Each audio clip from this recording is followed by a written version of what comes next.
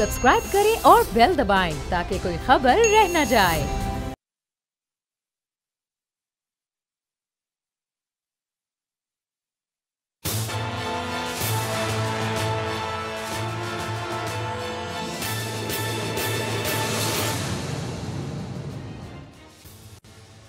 अस्सलामुअलैकुम नाज़रीन, आप देख रहे हैं प्रोग्राम तज्ज़िया और मैं हूं आपका मेज़बान समी इब्राहिम। मेरे साथ हैं राना ताहिर साहब। अलीना इलियास आज हमारे साथ नहीं है, कुछ थ्रोट इन्फेक्शन है, गला उनका ख़राब है। वो जस्ट होपिंग कि अगले एक आध दिन में वो ठीक हो जाएं तो दोबारा हमें ज्वाइन करें प्रोग्राम में। आज जिन मौज़ूआत पर हम बात करेंगे, अभी थोड़ी देर में नवाज़ शरीफ साहब निकल रहे हैं अपने घर से और जा रहे हैं जेल, क्योंकि उनकी ज़मानत जो है वो ख़त्म हो गई। 6 हफ़्ते की ज़मानत थी और आज आखिरी दिन था। लेकिन बहरहाल कवानीन तो इस मुल्क में सिर्फ छोटे लोगों के लिए हैं, आम आदमियों के लिए हैं। लेकिन जो बड़ा आदमी है, जेल मैनुअल अगर ये कहे कि 5 बजे के बाद जेल का दरवाज़ा नहीं खुलेगा, लेकिन अगर मियाँ नवाज़ शरीफ ने जेल के अंदर जाना हो, जेल के बाहर आना हो, या इसी स्टेटस का कोई और आदमी, तो इन कवायद की, इन कवानीन की कोई हैसियत नहीं और किसी के चेहरे पे हमें कभी कोई शर्मिंदगी भी नज़र नहीं आती। लोग अब इसको ये एक मामूल की बात समझ ली गई है। लोगों ने इसको एक्सेप्ट कर लिया है कि बिल्कुल जिस आदमी का कोई स्टेटस है, जिस आदमी का कोई दर्जा है, जिस आदमी के पास माल ज़्यादा है, भले करप्शन का माल हो, लेकिन उसको ताकत समझा जाता है। इन कवानीन की कोई हैसियत नहीं है, इसलिए इन पर बात करना तो एक बिल्कुल एक ऐसी है, एक फजूल सी चीज़ है। ये सब इंटरेस्ट ओरिएंटेड ये सोसाइटी है, बन चुकी है। यहाँ पर जो इंटरेस्ट ग्रुप्स हैं, और 5 बजे जेल मैनुअल के मुताबिक जेल का दरवाज़ा बंद हो जाता है, गिनती के बाद नहीं खुल सकता। ये है कानून, लेकिन खुलेगा क्योंकि मियाँ नवाज़ शरीफ साहब एक जेल की एक जलूस की सूरत में जा रहे हैं। मुझे नहीं पता मुस्लिम लीग की किस चीज़ का जलूस निकाल रहे हैं। वो जेल जा रहे हैं इसलिए कि उनके पास उन्होंने सज़ा जिस जुर्म में हुई है वो माल बनाने का जुर्म है, वो कोई अवाम की खिदमत का जुर्म नहीं है, वो माल बनाने का जुर्म है। और करप्शन के केस को ये एक सियासी केस अगर बना के पेश करने की कोशिश कर रहे हैं तो अक्सरियत पाकिस्तान की समझती है कि ऐसा नहीं है। लेकिन बहरहाल जेल जाना भी एक जलूस की बात है। सोशल मीडिया पे तो पता नहीं क्या क्या कमेंट इस पे आ रहे हैं, मैं वो नहीं दोहराऊंगा, लोगों के अपने वो कमेंट हैं। We are a national channel. लेकिन बहरहाल इस पर आज पूरी सैर हासिल हम गुफ्तगू करेंगे और फिर नुमाइंदे भी हमारे मौजूद हैं। जैसे जैसे ये सफ़र चलेगा नवाज़ शरीफ साहब का, तो उसकी भी आपको अपडेट देंगे, कौन है, क्या कर रहा है। लेकिन बहरहाल सिग्निफिकेंट चीज़ है कि मरीम नवाज़ इस जलूस को लीड करेंगी। इसकी क़यादत ऑफिशियली मरीम नवाज़ के पास है। हमज़ा शहबाज का रोल ड्राइवर का है, he will be A driver. वो अपने ताऊ की गाड़ी को ड्राइव करेंगे, लेकिन जलूस की जो क़यादत है ऑफिशियली वो मरीम नवाज़ के पास है। और परवेज़ रशीद साहब कह रहे हैं एक बीमार कैदी से हुकूमत खौफज़दा है। मुझे नहीं समझ आई कि कौन खौफज़दा है, कहाँ पर खौफज़दा है। यानी इस वक्त आप पाकिस्तान में कैदी को, आप एक कॉन्विक्ट को लेके जा रहे हैं और कोई गवर्नमेंट ने किसी चीज़ पे पाबंदी नहीं लगाई, बल्कि गवर्नमेंट तो जो कवानीन की धज्जियाँ उड़ाते हुए रात के जिस वक्त नवाज़ शरीफ साहब वहाँ पे पहुँचेंगे जेल का दरवाज़ा खोल देंगे। लेकिन वो वाकई इस लिहाज से तो ये बात सही है कि खौफज़दा है नवाज़ शरीफ साहब से और दरवाज़े उनकी मर्ज़ी के मुताबिक खोल रही है। लेकिन और किस तरह का खौफ है, ये परवेज़ रशीद साहब भी इसको एक्सप्लेन कर सकते हैं कि वो खौफ क्या है। दूसरा, आज शाह महमूद कुरैशी साहब की बड़ी ज़बरदस्त तकरीर आज सेनेट में, उन्होंने IMF के हवाले से बात की और अपोजिशन, और मुझे जो कंडक्ट था आज रज़ा रब्बानी साहब का इंतहाई अफसोसनाक था। उनका, वो सेनेट के चेयरमैन रहे और उनकी बड़ी रिस्पेक्ट है पाकिस्तान की पार्लिमानी तारीख़ में, लेकिन आज जिस अंदाज़ में वो फ़िक्र कस रहे थे और उनके साथ जिस तरह शहरी रहमान साहबा बड़ी समझदार ख़ातून हैं, लेकिन जो आज जिस तरह उन्होंने एक बहुत ही आमियाना अंदाज़ में एक्ट किया, वो एक बड़ा अफसोसनाक था। इतने अहम इशू पर डिबेट हो रही थी, लेकिन उसको जिस तरह फ़िक्रबाजी और जिस तरह, और फिर सेनेट में अमूमी तौर पर ऐसा हम देखते नहीं हैं। लेकिन बहरहाल ये सब कुछ हुआ। और जो एक और इम्पॉर्टेंट तीसरी जो हमारी स्टोरी है, इसमें हम वो बयान करेंगे कि एक स्कैम है, उसमें ये पूरे पाकिस्तान के लिए बड़ा इम्पॉर्टेंट है इसको समझना कि चाइना के नौजवान यहाँ पर आकर पाकिस्तानी लड़कियों से शादियाँ कर रहे हैं और उसके बाद जब वो यहाँ से उनको ले जाते हैं चाइना, तो उनको फोर्स प्रोस्टिट्यूशन, जिस्म फरोशी का धंधा भी उनसे करवाते हैं।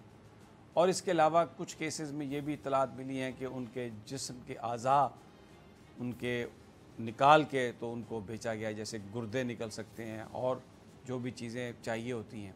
एक ये बड़ी दर्दनाक स्टोरी है। और इसमें जो और भी ज़्यादा अफसोसनाक कहानी वो ये है कि जो लोग इसमें इन्वॉल्व हैं, बाअसर लोग हैं। बताया जाता है कि एक बहुत बड़ा पुलिस ऑफिसर है, उसका बेटा इसमें इस गैंग में इन्वॉल्व है। चाइनीज़ जो हैं वो ये सब करते हैं और उसके लिए वो क्या करते हैं, पाकिस्तान आते हैं। अब मैं नाम नहीं लूँगा, लेकिन बहुत सारे मदारिस इन चाइनीज़ को सर्टिफिकेट्स देते हैं कि ये मुसलमान हो गए, क्योंकि मुसलमानों के अकीदे के मुताबिक शादी जो है वो सिर्फ मुसलमान से हो सकती है। ये सर्टिफिकेट लेते हैं। इस्लामाबाद का एक मदरसा रिलीजियस स्कूल, मैं नाम नहीं लूँगा, मेरा मकसद किसी को बदनाम करना नहीं है, लेकिन ये हाईलाइट इसलिए करना चाह रहे हैं कि वो जो हमारे स्कॉलर हैं, जो उन मदारिस को चलाने वाले हैं, वो भी देखें कि किसको वो किस चीज़ का सर्टिफिकेट दे रहे हैं। और उसके बाद फिर वो जाते हैं और बड़े बड़े शहरों में बहुत सारे मैरिज ब्यूरोज़ कायम कर दिए गए हैं। वहाँ पे पाकिस्तानी इन चाइनीज़ के साथ मिलकर फ्रंट पे वो पाकिस्तानी होते हैं। वो फैमिलीज़, वो अखबारों में इश्तिहार देते हैं, घरों में रब्ता करते हैं, सोशल इवेंट्स में रब्ता करते हैं लोगों से। और ख़ास तौर पर जो ज़रा कमज़ोर लोग हैं, जिन बच्चियों के वालिदैन को बहुत ज़्यादा पढ़े लिखे नहीं हैं और जो बच्चियाँ भी को बहुत ज़्यादा पढ़ी लिखी नहीं हैं, उनके साथ वो शादी कराते हैं, रिश्ता कराते हैं और ये ख्वाब दिखाते हैं कि एक बड़ा अच्छा मुस्तकबिल होगा, सुहाना मुस्तकबिल होगा। और वो मुस्लिम जो होने का जो सर्टिफिकेट है वो पेश करते हैं। शादी हो जाती है, लड़की जब बाहर चली जाती है तो पता चलता है कि उसके साथ क्या हुआ। चाइना में भी इस तरह के रेड हुए हैं, वहाँ पर भी गिरफ्तारियाँ हुई हैं, वहाँ पर भी लड़कियाँ रिकवर हुई हैं। चाइनीज़ एम्बेसडर जो हैं यहाँ पे पाकिस्तान में, उन्होंने पिछले दिनों जब ये मामला थोड़ा सा हाईलाइट हुआ तो उन्होंने मीडिया के कुछ लोगों से भी बात की, ऑफिशियल से बात की। चाइनीज़ एम्बेसडर ने ये कहा कि हम बिल्कुल इस चीज़ के ख़िलाफ़ हैं और जो कोई गैर कानूनी काम करता है हमें आप बताएं, हम उसके ख़िलाफ़ क्रैक डाउन करेंगे।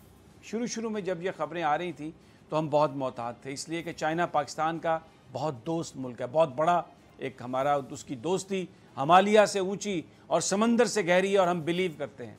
और सी पैक पाकिस्तान के लिए एक अलामत है, एक मुस्तकबिल, अच्छे मुस्तकबिल की तरफ हमारा सफ़र है।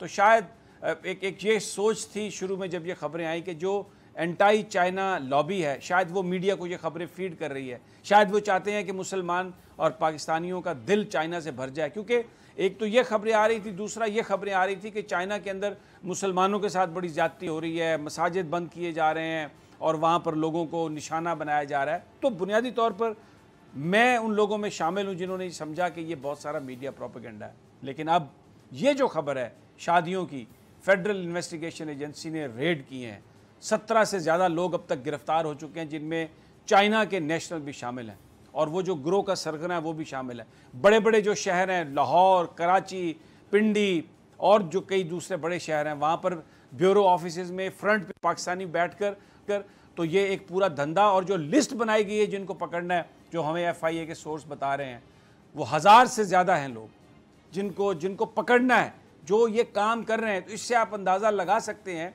कि कितनी अमाउंट में, कितने नंबर में वो ये लड़कियां होंगी जो शायद चाइना जा चुकी हैं शादी के एक झांसे में आके। बज़ाहिर जिसको एक हम शादी कहते हैं, लेकिन दर हकीकत ये शादी नहीं है, ये एक उसके झांसे में जो पाकिस्तानी बच्चियां हमारी, उनके साथ ये जुल्म सितम बड़ा, मैं कहता हूँ कि ये बड़ा एक बड़ा आई ओपनर है। इससे पहले भी था इस तरह की चीज़ें, जिसमें इस्लामाबाद में एक स्कैंडल हुआ था, रशियन लड़कियां जो रशिया से लाई गई थी, लेकिन वो बाहर से इधर लाई गई थी धंधा कराने के लिए। ये जो हमारी बच्चियां, जो हमारी बेटियां, हमारी जो बहनें हैं, शादी के झांसे में, ये मासूम बच्चियां, और हर पेरेंट्स की ये ख्वाहिश होती है कि उसकी बच्ची का रिश्ता अच्छी जगह हो जाए। ये कोई ख्वाहिश करना बुरी बात नहीं है, लेकिन मीडिया का ये फ़र्ज़ है कि हम बताएं कि ये चीज़ भी हो रही है। सारे इस तरह से नहीं होंगे, लेकिन खुदा के लिए आप इसको वेरीफाई करें, बार बार वेरीफाई करें। और इन मदारिस से भी मेरी ये दरख्वास्त है कि अगर एक बंदा आके आपसे कहता है कि मुझे सर्टिफिकेट चाहिए, मैं कलमा पढ़ता हूँ, तो कुछ देखें उसने कितनी तालीम हासिल की है, किस रेफरेंस से आया है, उसकी नीयत क्या है। खुदा के लिए आंखें बंद करके सर्टिफिकेट मत दें। ये हमारी बेटियों, हमारी बहनों, हमारे ख़ानदानों का मामला है और ये एक बड़ा ही संगीन मामला। और उससे भी बड़ी खबर जो है अफसोसनाक वो ये है कि बड़े बड़े लोग इसमें मुलव्विस हैं। मैं बिल्कुल ये खुलकर बात करता हूँ कि चाइना के हवाले से चीज़ें छपती हैं तो बहुत सारे लोग चैनल्स में रब्ता करते हैं, ये ना करें, इस प्रोग्राम को ना चलाएं, अगर ये प्रोग्राम चला है तो इसका रिपीट रोक दें, इसको चला दें। अफसोसनाक है ये, इसमें कोई शक नहीं कि जो पाकिस्तान की सिक्योरिटी है, पाकिस्तान का फ्यूचर सबसे अहम है, लेकिन पाकिस्तान के लोग बहुत अहम हैं। और वो जो हमारी बच्चियां, जो हमारी बहनें, हमारी बेटियां, वो भी बहुत अहम हैं, वो भी उतने ही बड़े स्टेक होल्डर्स हैं इस मुल्क के। तो अगर उनके हवाले से ये कोई चीज़ आ रही है मीडिया में तो बिल्कुल हमें भी छानबीन करके देनी चाहिए, लेकिन उसको बिल्कुल रोकना, उसको बिल्कुल दबाना, ये पाकिस्तानी आवाम को लॉलीपॉप देने के मुतरादिफ है। राना साहब, ये जो सोच है, ये जो अप्रोच है कि कुछ ना कहें ताल्लुकात ख़राब हो जाएंगे, नहीं, ये तो एक गलत सोच है। हमें तो चीज़ें हाईलाइट करनी है इस एंगल से, इस पर्सपेक्टिव से कि इसका कोई ना कोई हल निकले। ये जो चंद लोग अगर आके इस तरह इसको ख़राब करने की कोशिश कर रहे हैं तो इस चीज़ को रोकने की हमें ज़रूरत नहीं है। जी समी साहब, बिल्कुल आपने सही कहा। बात यह है, देखें, इसमें ताल्लुकात ख़राब होने की कोई बात नहीं। खुद चीन की हुकूमत भी ये नहीं चाहती कि इस किस्म के सरगर्मियाँ हों। ये सिर्फ चीन के लोग तो नहीं है ना, इनके साथ पाकिस्तानी भी शामिल हैं जो ये सारा काम करवा रहे हैं। सहूलतकार तो यहाँ से बने हुए हैं ना, जो सारा ये काम करवा रहे हैं। तो इसलिए जो कोई भी जुर्म करता है, और ख़ास तौर पे इतना घिनौना जुर्म, उसका ताल्लुक़ किसी भी मुल्क से हो, अपने मुल्क से हो, पाकिस्तान से हो, या किसी दूसरे मुल्क से, चीन से हो, ऐसे लोगों के ख़िलाफ़ क्रैकडाउन होना चाहिए। और जैसे आपने बताया कि ख़ुद चीन की हुकूमत ने अपने मुल्क के अंदर भी ऐसे लोगों के ख़िलाफ़ कार्रवाई की है। आपको पता है कि चीन की हुकूमत जो है समी साहब, वो इस हवाले से काफ़ी सेंसिटिव है। माजी में जब करप्शन के हवाले से भी बात हुई तो जो लोग पाकिस्तान में करप्शन के कंपनियां भी मुलव्वस थीं, चाइना ने उनके ख़िलाफ़ भी कार्रवाई की। तो ये कहना कि जी किसी किस्म के ताल्लुकात पे, ये सूरत हाल जो है ना, दोनों मुल्कों के मफाद में है, चाइना के भी और पाकिस्तान के भी, कि ऐसे अनासर का कला कमा किया जाए। और ये बच्चियां जो हैं, इनके वालिदैन को भी होश के नाखन लेने चाहिए। और कोई भी ऐसा शादी किसी बच्ची की तय करते हैं तो उस बारे में पूरी, जैसे आपने कहा, उन्हें मालूमात हासिल करनी चाहिए। ये लोग कौन है, चाइना में इनकी फैमिली, या अमेरिका में, या किसी दूसरे मुल्क में अगर किसी गैर मुल्की से शादी कर रहे हैं तो वहाँ के उसके ख़ानदान का पता करना चाहिए कि कौन लोग हैं। बिल्कुल सही बात है। अच्छा, इसमें राना साहब मैं एक रिलेट कर देता हूँ। इसमें मीडिया का बड़ा अहम रोल है, लेकिन क्योंकि हमारे यहाँ जो बहुत सारा जो मीडिया ग्रुप्स हैं वो भी इंटरेस्ट ओरिएंटेड हैं, तो सोशल मीडिया पर तो ये चीज़ें आ रही थी लेकिन नेशनल मीडिया पे नहीं आ रही थी। ये है कि आपको पता है कार्टेलाइजेशन है, आपको पता है कि पीबीए नामी एक तंजीम है जिसकी कोई कानूनी हैसियत नहीं है, लेकिन वो बहरहाल इस चीज़ को कंट्रोल करती है। इश्तिहारों के साथ भी उनका मामला जुड़ा हुआ है, मर्ज़ी की चीज़ें आती हैं, मर्ज़ी की चीज़ें नहीं आती। लेकिन पेमरा ने बड़ा अच्छा काम किया, 8 टीवी चैनल्स को लाइसेंस दिए और उसमें बड़ी बड़ी जो पार्टियां हैं, एक हमने प्रोग्राम भी किया, 2-3 जो लोग थे उनको हमने इनवाइट भी किया। ज़ाहिर है कुछ कमी थी, सब लोगों को नहीं इनवाइट कर सके, लेकिन मुस्तकबिल में करेंगे इनवाइट अगले 1-2 दिनों में। और ये जानने की, उनका नुक्ता नज़र जानने की कोशिश करेंगे, क्योंकि ये जो पुराने चैनल वाले लोग हैं, बड़े बड़े ये जंग ग्रुप वाले हैं, जो दुनिया वाले हैं, एक्सप्रेस वाले हैं, और बहुत सारे लोग ये चले गए। ये अदालत, पहले तो इन्होंने पेमरा पर जोर लगाया, राना साहब, हुकूमत को इस्तेमाल किया। मुझे बड़ा अफसोस है, हुकूमत को नहीं पेमरा के ऊपर प्रेशर डालना चाहिए था कि इसकी आप नीलामी रोकें।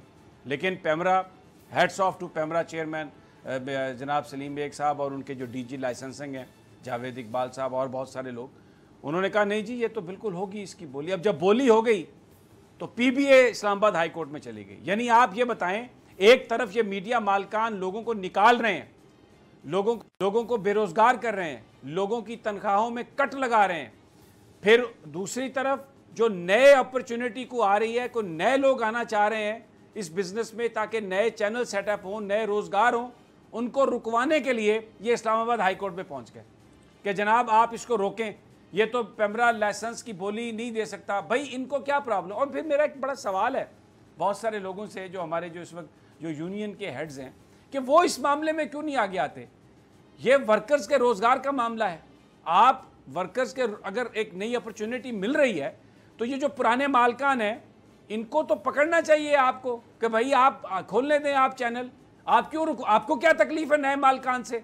बोल आया तो उसके खिलाफ सारी कैंपेन हुई, यहाँ पर डिग्रियों की खबरें लगाई गई, अभी फिर यानी हर 2-3 महीने के बाद एक नया एपिसोड चलाया जाता है और उसका मकसद सिर्फ ये है कि बोल की जो क्रेडिबिलिटी है जो बन रही है, जो आवाम उसको देख रहे हैं, उसको अंडरमाइन करें। इसी तरह जो नए आने वाले चैनल जो हैं उनके साथ ये इस तरह एक लिटिगेशन और अपना आप दिखाना। राना साहब, ये कोई utilization Supreme Court of Pakistan फैसला दे चुकी है, 3 मेंबर बेंच फैसले में है कि पीबीए और बहुत सारे और ग्रुप्स खासतौर पर एडवर्टाइजर्स मिलकर इन्होंने कार्टलाइजेशन की। ये डिसीजन है सुप्रीम कोर्ट ऑफ पाकिस्तान का। मैं वो बालकान के साथ जब प्रोग्राम करूंगा तो I will bring that decision. एक एक लाइन पढ़ के हम कौम को बताएंगे कि ये कौन लोग हैं जो नए ऐसे चैनल जो आना चाह रहे हैं, जो इंटरेस्ट की बुनियाद पर जो खबरें आती हैं उससे उसकी रुकावट के लिए ज़रूरी है कि कंपटीशन ज़्यादा हो और फिर रोज़गार निकलेगा सहाफ़ियों के लिए, लेकिन ये मुखालिफ है इसके। समी साहब देखें, गुज़श्ता 1 साल के दौरान हज़ारों की तादाद में मीडिया वर्कर्स बेरोज़गार हुए हैं और उसकी वजह ये मीडिया मालकान है। हुआ क्या है, आपने भी देखा, सारी दुनिया ने देखा कि नहायत मेरा ख्याल है पाकिस्तान की तारीख़ में ये टीवी चैनल्स के लाइसेंस के लिए शफाफ तरीन बोली थी जो हुई समी साहब। और वो बड़े क्रेडिबल लोग हैं, उनके जो क्रेडिबिलिटी है वो किसी से ढकी छुपी नहीं है। ये सेंटोरस वाला तनवीर इलियास साहब हैं। जिस सेंटोरस में आप जाएं तो आपको पता चलता है, लगता ही नहीं है कि ये पाकिस्तान का हिस्सा है। एक ऐसा सेंटर बनाया और अगर इसी तरह का एक चैनल बनाएंगे तो इससे वर्कर्स को भी रोजगार मिलेगा, अवाम को अच्छी खबरें मिलेंगी। और दूसरा, टेलन वाले जो सियालकोट की जो पार्टी है, स्ट्रॉन्ग पार्टी, पूरे पाकिस्तान दुनिया में नाम है उनका, एचएल मीडिया वाले, फिर ये और बहुत सारे लोग हैं, वो क्लासिक एंटरटेनमेंट वाले, बड़ा ग्रुप है, उनके पास पूरा नेटवर्क है। तो ये वो सारे लोग हैं, अगर वो इस इंडस्ट्री में आएंगे तो वर्कर्स को नौकरियां मिलेंगी, तनख्वाहों में जो कट लगे हैं वो ख़त्म होंगे, कुछ खुशहाली का दौर आएगा। लेकिन पसंद नहीं है इनको पसंद समी साहब इसलिए नहीं है कि ये कहते हैं, जो लफ्ज़ आपने इस्तेमाल किया ना कार्टलाइजेशन, ये भी एक ओपन कंपटीशन में आपको क्या एतराज़ है? एक बंदा, ये तो ऐसे ही है ना कि जी मैं ये काम कर रहा हूँ दूसरे को नहीं करने दूंगा, भाई ये क्या बात है? अब ठीक है, मामला ये अदालत आलिया में ले गए हैं, फाजिल चीफ जस्टिस अतर मिनल्ला साहब की सरबराही में इस्लामाबाद हाई कोर्ट इसका फैसला करेगी। लेकिन इससे इनकी नीयत तो जाहिर हो गई ना समी साहब कि ये नहीं चाहते कि हेल्दी कंपटीशन हो, ये किसी और को नहीं आना देना। ये सारे बड़ी अच्छी शोहरत के हामिल लोग हैं जिन लोगों ने ये लाइसेंस नहीं है, बिल्कुल। और ये एक बड़ी अच्छी शुरुआत होगी। और बुनियादी तौर पर जो पुराने लोग जिन्होंने इसको कब्जा करके रखा हुआ, आपने यूं एक मगरमच्छ की तरह पूरा उस पर घेरा डाला हुआ है, वो कम से कम वो जो इनका कब्जा है वो टूटेगा, अवाम को कोई खबरें मिलेंगी। अभी तो एक प्रोपेगेंडा मिलता है खबर के नाम पर। लेकिन बहरहाल राना साहब, अब ये तो जैसे आपने कहा जस्टिस अतर मिनुल्लाह, तो मैं जिस कॉन्टेक्स्ट में ये ज़िम्नन जिक्र आ गया कि जो हमारा मीडिया है उसका एक रोल है कि जिसमें इन चीज़ों को बताना, लोगों को आगाही देना, सब कुछ करना। अब जनाब आ जाते हैं जो बड़ी खबर है लाहौर से, जो पहले मैंने जिक्र किया, मियाँ नवाज शरीफ साहब अभी थोड़ी देर में निकलेंगे 5 बजे की। राना साहब, कोई पाबंदी नहीं है उनके लिए। मैंने अगर किसी से मिलना भी हो तो वो कहते हैं 5 बजे के बाद तो आप नहीं मिल सकते, काउंट हो गया, बंदा ना आ सकता है ना जा सकता है। और अभी याद है कि इन्होंने ना जिस दिन इनकी ज़मानत हुई थी उस दिन इनको ये बाहर भी 5 बजे के बाद निकले थे, और किस तरीके से स्पेशल अरेंजमेंट के तहत वहाँ बंदे पहुँचाए गए थे जो इनका कागज़ लेकर गए थे। फिर वो अदालत उज़्मा ने उन लोगों को सस्पेंड भी किया। तो ये वाक़तन ये कानून से बाला समझते हैं अपने आप को, कवानीन आम आदमी के लिए कोई इसका नोटिस लेने वाला नहीं है कोई। मेरा सवाल हुकूमत से है, 5 बजे तक गिरफ्तारी देने में क्या हर्ज था कि और फिर वो पूरा जलसा ऐसे जा रहे हैं जैसे ये कश्मीर फतह करके। अच्छा, मैं क्योंकि यहाँ पर अभी मुझे ब्रेक लेनी है, हो सकता है कोई 10-15 सेकंड पहले मैं ब्रेक ले लूँ, लेकिन मैं ये इसलिए ब्रेक लेना चाहता हूँ कि मैं जब वापस आऊँ तो मैं पूरी तफसील के साथ ये मामला डिस्कस कर सकूँ। मुजरम जो हैं, जिन्होंने कौमी ख़जाने को लूटा हो, जिन्होंने कौमों को बर्बाद किया हो, वो उनको जब कौमें पकड़ती हैं और फिर उनको लेके जाते हैं तो दुनिया में वो सफ़र कैसे होते हैं। मैं आपको एक वीडियो दिखाऊंगा। एक हुक्मरान थे, बड़े ज़बरदस्त हुक्मरान थे, लेकिन जब उनको ले जा रहे हैं पकड़ के तो फिर अवाम उनके साथ क्या सलूक कर रहे हैं। लेकिन यहाँ पर तो उल्टी गंगा बह रही है, माल भी लूटो और जाते हुए फूल भी पहन लो और प्रोटोकॉल भी लो, और अंदर जाओ तो कुर्सियाँ लगी हुई हैं कि आपके मुशक्ति मौजूद हैं, AC लगे हुए हैं, TV लगे हुए हैं, और आप बादशाहों की तरह आओ अपनी मर्ज़ी से। तो ये कोई जेल है? ये कोई सज़ा है? ये कोई अकाउंटेबिलिटी का प्रोसेस है? ये क्या मजाक आपने बना लिया है? यानी जिस आदमी के ऊपर करप्शन के चार्जेस हैं वो जा रहा है जेल में और वो दूल्हा बन के जा रहा है। मुझे नहीं पता कि अब वो क्या क्या करना है उन्होंने जाके, लेकिन ये जो वर्कर्स की जो एक पूरी जंज उनके साथ है। बहरहाल मैं वापस आता हूं तो मैं आपको दिखाऊंगा कि दुनिया कैसे अपने कौमी मुजरमों के साथ ट्रीट करती है, एक छोटे से वक्फे के बाद।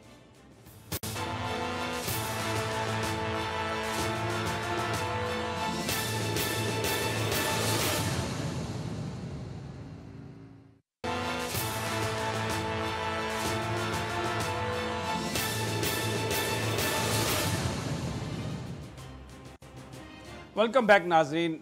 तजिया में पाकिस्तान की सियासी सूरत-ए-हाल। ब्रेक पर जाने से पहले नवाज शरीफ साहब आज जा रहे हैं जेल में, और जिस अंदाज में जा रहे हैं ऐसा लग रहा है जैसे कोई जंज जा रही है।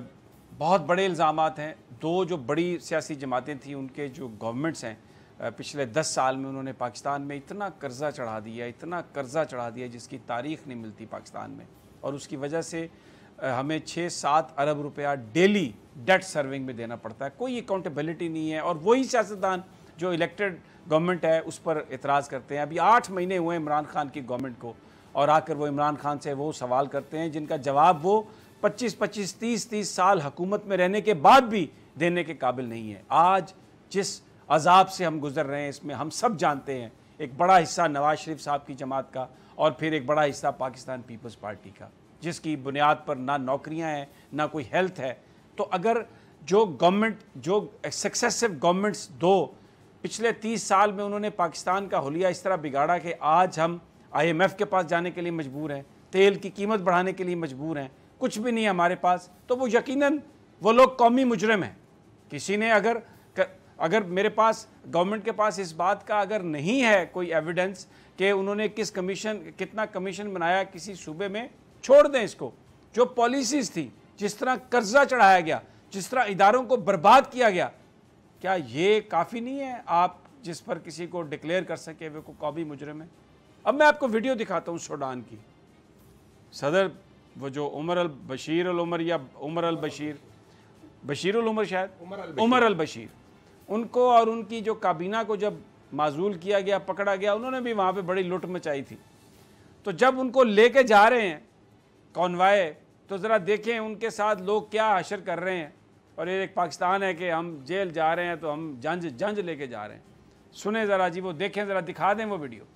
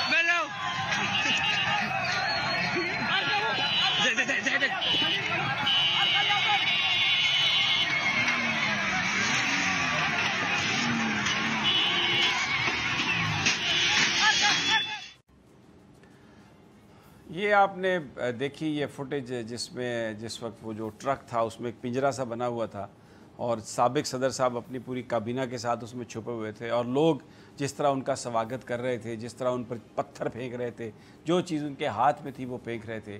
कौमी मुजरमों को इस तरह ले जाया जाता है जेल खानों में। मैं माफ़ी चाहता हूँ, बहुत सारे लोगों को मेरी बातें हो सकता है आज तल्ख लगी हों, लेकिन मैं प्रेजुडिस नहीं हूँ। उन 22 करोड़ लोगों का सोचें, उन घरों का सोचें जिनके घर में पीने का पानी नहीं है, बीमारी है, जिनके घर में कोई नौकरी नहीं है, जिनकी बेटियां घर में बूढ़ी हो गई हैं, उनके पास जहेज़ के लिए पैसे नहीं हैं। ये बड़ा अलमनाक मुआशरा है पाकिस्तान का। यहाँ पर जुल्फ़िकार अली भुट्टो की कंस्टिट्यूंसी में आपको एड्स मिलती है, स्क्रीनिंग नहीं है, वैक्सीनेशन नहीं होने देते पोलियो की यहाँ पर, और बच्चे अपाहज पैदा हो रहे हैं। यहाँ पर लोगों के पास कुछ भी नहीं है। तो एक तरफ तो वो लोग हैं जो बेचारे बर्बाद हुए हैं, और दूसरी तरफ ये बड़े बड़े लोग, अभी भी खबरें आ रही हैं अगर कि जब रवाना हो गए हैं नवाज शरीफ साहब और जनाब हमज़ा शहबाज साहब गाड़ी चला रहे हैं और मरीम साहबा बैठी हैं, और आपको पता है फूलों की पत्तियां निछावर की जा रही हैं। पता नहीं क्या ऐसा काम किया नवाज शरीफ साहब ने जिस पर फूलों की पत्तियां उन पर निछावर की जा रही हैं, सेल्फियां खींची जा रही हैं। और ये लाइव मनाजिर आप देख रहे हैं इस वक्त। जनाब नून लीग के इकट्ठे हैं लोग, कोई पूछने वाला नहीं है कि बाऊजी ये तो क्यों जा रहे हैं, बाऊजी आपको तो हमने प्राइम मिनिस्टर बनाया था, और ये आप इसको भी अब कोई क्राइम करेगा तो वो भी पॉलिटिक्स बन जाएगी, अब कोई अपनी सज़ा भुगतने जाएगा तो वो भी सियासत बन जाएगी। सुप्रीम कोर्ट ऑफ पाकिस्तान के 3 मुअज़्ज़िज़ जजेस जिन्हें हम कहते हैं कि they are sons of Pakistan, और वो bench headed by justice Asif Saeed Khan Khosa, वो पाकिस्तान के उन जजेस में पूरी कौम जिनकी आने वाले वक्तों में, आने वाले सालों में एहसानमंद रहेगी, अपना सर झुकाएगी उनको देख के, इंतहाई काबिल इज़्ज़त। फिर उनके साथ जस्टिस याहिया अफरीदी, फिर उनके साथ जस्टिस सैयद सजाद अली शाह, जिन्होंने कहा नवाज शरीफ साहब आप बीमारी के नाम पर बाहर जाना चाहते हैं, आप जेल जाएं, अगर दोबारा दरख्वास्त देनी है बाहर जाने की बीमारी के नाम पर तो जाएं इस्लामाबाद हाई कोर्ट में अपनी पिटीशन फाइल करें। आपको तो छोड़ा था इलाज के लिए, लेकिन आप तो आ गए हैं बाहर जाने के लिए, और जिन डॉक्टरों की रिपोर्ट पर आपको छोड़ा था उन डॉक्टरों की तरफ आप गए ही नहीं। तो ये फैसला सुप्रीम कोर्ट ऑफ पाकिस्तान का, लेकिन उसको मुस्लिम लीग नून, बिल्कुल सही है, मैं मुस्लिम लीग नून की इस बात से तस्लीम करता हूँ कि ये बयानिया वही है उनका, पाकिस्तानी इदारों की मुखालफत, पाकिस्तानी इदारों की दुश्मनी। एक शख्स को करप्शन चार्जेस में डिसक्वालीफाई किया गया, और फिर अभी उनकी ज़मानत की दरख्वास्त इसलिए मुस्तरद की गई कि जो वो कह रहे हैं वो गलत है, वो इतने बीमार नहीं है कि जिसके लिए उन्हें बाहर जाना पड़े।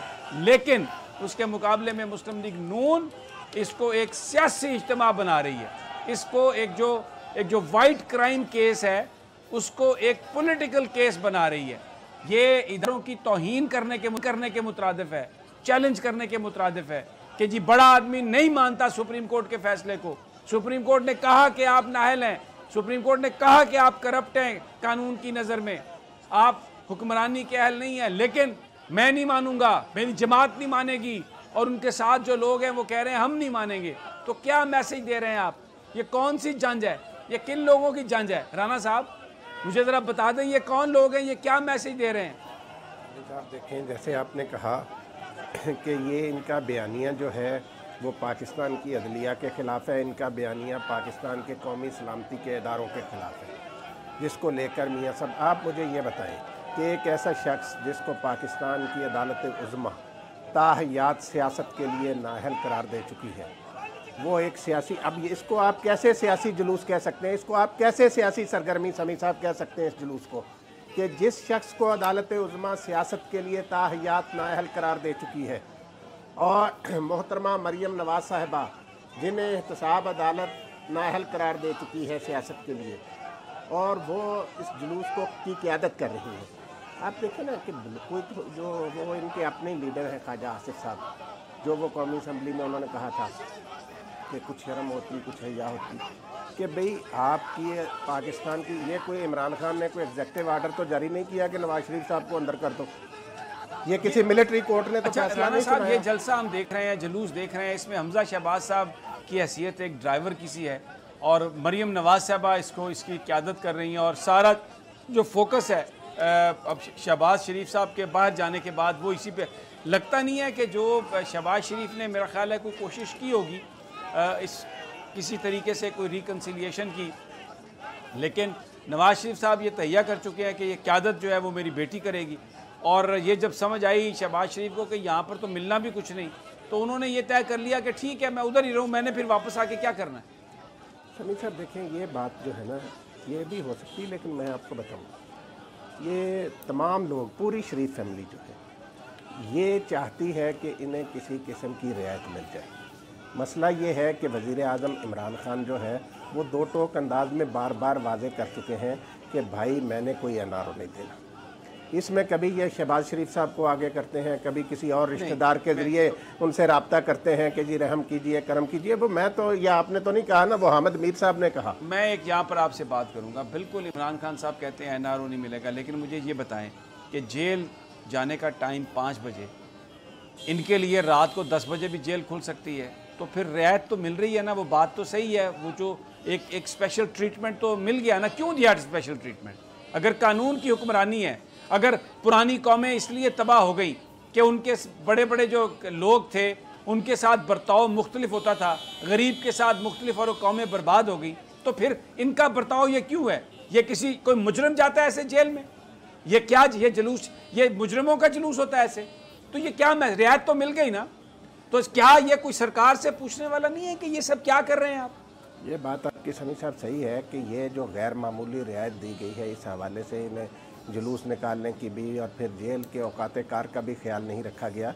ये सारी चीज़ें अपनी जगह पर हैं, लेकिन इसके बावजूद इनकी, अभी आप देखें, ये मोहतरमा मरियम नवाज़ साहिबा अपने बाप को जेल छोड़ने जा रही हैं, और ये क्या है कि ये जो सियासी खुला शहबाज शरीफ साहब के जाने के बाद पैदा हुआ है, और इनके वालिद गिरामी कदर के जेल जाने के बाद और नाहल होने के बाद ये उस खुला, असल बात जो है, ये मोहतरमा मरियम नवाज़ साहिबा की जो वज़ीर आज़म बनने की ख्वाहिश थी शमी साहब, वही नवाज़ शरीफ साहब को वज़ारत-उल-ज़मा से कोट लखपत जेल ले गई। मरियम नवाज़ साहिबा ट्वीट कर रही हैं कि अभी हम घर से बाहर निकलने में कामयाब नहीं हुए। मुझे वो जस्टिस इफ्तिखार चौधरी की मूवमेंट याद आई है, जो बुनियादी तौर पर उस वक्त जनरल इशफाक परवेज़ कियानी ने ही चलवाई थी। अब तो ये सामने वाज़े हो चुकी है बात कि उस वक्त जो मुल्क की पावरफुल एजेंसी थी वो मुशर्रफ साहब को हटाना चाहती थी, उसके लिए इस्तेमाल उन्होंने जियो का किया, इफ्तिखार चौधरी का इस्तेमाल किया। तो वो क्या करते थे कि उन्होंने ये तय कर लिया कि लाहौर से, इस्लामाबाद से लाहौर का सफ़र करना है 18 घंटे में, और बस 500, 2000, 3000, 4000 अफराद गाड़ी के आगे, और गाड़ी को चलने नहीं देना, और कैमरे ने उधर ही रहना है। तो जिस कमाल महारत से जियो ने उस वक्त प्ले किया था उस एजेंसी के लिए, और फिर मुशर्रफ साहब का वो जाना ठहर गया उसके बाद, तो ये अभी भी ये मुझे वो याद आ रहा है। मरियम नवाज़ साहिबा कह रही हैं कि मैं अभी तक घर से बाहर नहीं निकल सकी। क्या बताना चाह रही हैं कि बहुत बड़ी पॉपुलर जमात है। लाहौर में ख्वाजा साद रफ़ी की सीट तो आप बचा नहीं सके, सूबाई असम्बली की। मुल्तान में बाई इलेक्शन हुआ, वो तो आप बचा नहीं सके।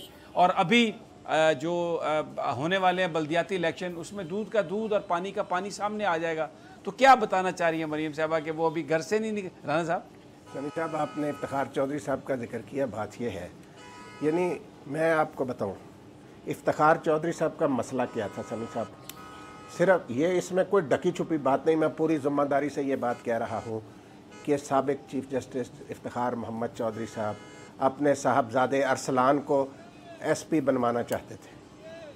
ठीक है, इसके लिए उन्होंने उस वक्त के वज़ीर आज़म शौकत अज़ीज़ साहब को मुख्तलिफ लोगों के ज़रिए कहलवाया, लेकिन शौकत अज़ीज़ साहब का मौक़िफ़ ये था कि सिविल सर्विस का ढांचा बर्बाद हो जाएगा अगर इस तरीके से इसमें लोगों को लाया गया। उन्होंने इनकार कर दिया, जिसके बाद इफ्तिखार चौधरी साहब उनके ख़िलाफ़ हो गए। वैसे राना साहब, मैं बताऊँ, ढांचा तो ऑलरेडी पाकिस्तान का मुख्तलिफ औकात में लगने वाले मार्शल लॉज ने तबाह कर ही दिया हुआ है। और फिर जिस तरीके से बंदरबांट हुई है, अगर वो टोनी को बना देते SSP, तो ये जो सारा काम था, ये जो सारा बाद में एक अजाब हुआ, देखे ना फिर क्या हुआ। फिर वो NROs हुए, फिर मोहतरमा शहादत हुई, फिर आसिफ अली जरदारी साहब पाकिस्तान के सदर बन गए, फिर उसके बाद देखिए नवाज शरीफ साहब। तो ये जो इतनी कहानी जो चली है, ये ना चलती। ये देखें, यहाँ मैं आपसे भाईजान थोड़ा सा इख्तलाफ करूँगा कि ये जो आपने बात की ना मार्शलों की, ठीक है, हकीकत ये है कि सिविल सर्विस का ढांचा ये फवाद हसन फवादी ऐसे चमचे साथ लगाकर उनके ज़रिए बर्बाद कराया गया, ये नाम नहाद जमहूरी हुकूमतों। ठीक है, बहरहाल ये एक बड़ी डिबेट है। आप जियो और जो इनका जो रोल है इसमें, सारा किस तरीके से ये सब कुछ किया गया एजेंसीज के साथ, बस इसलिए हम तो सलाम पेश करते हैं पैमरा को कि उन्होंने नए चैनल्स की ऑक्शन दी, और उम्मीद करते हैं कि इस्लामाबाद हाई कोर्ट आने देगा इन नए मालकान को। और ये जो पुराने खून चूसने वाले जो इतने बड़े बड़े वो घरों में होते हैं ना, जब मच्छर खून चूस चूस के इतना मोटा हो जाता है, तो ये जो इस वक्त खून चूस रहे हैं कौम का गलत बयानिए के नाम पर, ब्लैकमेल कर रहे हैं कि इलेक्टेड गवर्नमेंट को, इनके मुकाबले में कुछ नए फ्रेश लोग आएंगे, कंपटीशन होगा, रोज़गार मिलेगा, अखबारी लोगों को भी, सहाफ़ियों को भी, TV कारकुनों को भी इससे बहुत ज़्यादा एक बेहतरी की उम्मीद पैदा होगी इंशाअल्लाह। नाज़रीन, हमें इजाज़त दीजिए, लेकिन आप देखते रहिए बोल न्यूज़। नवाज शरीफ साहब का जो सफ़र है, उनकी जो जंज है पूरी की पूरी, आपको पूरी उसकी हम तफसील देते रहेंगे, पूरा आपको दिखाते रहेंगे, खबरें भी आप देखेंगे।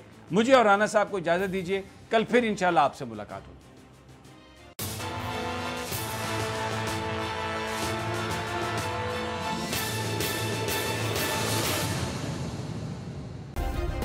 सब्सक्राइब करें और बेल दबाएं ताकि कोई खबर रह न जाए।